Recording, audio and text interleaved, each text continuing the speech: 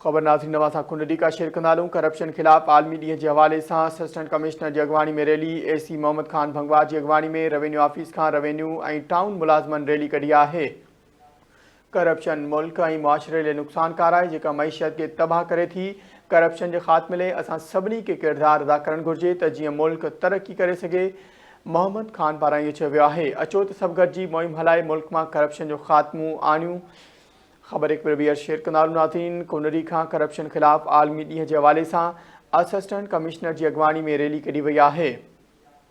AC Mohammad Khan भंगवा की अगवानी में रेवेन्यू ऑफिस का रेवेन्यू और टाउन मुलाजमन रैली कढ़ी है।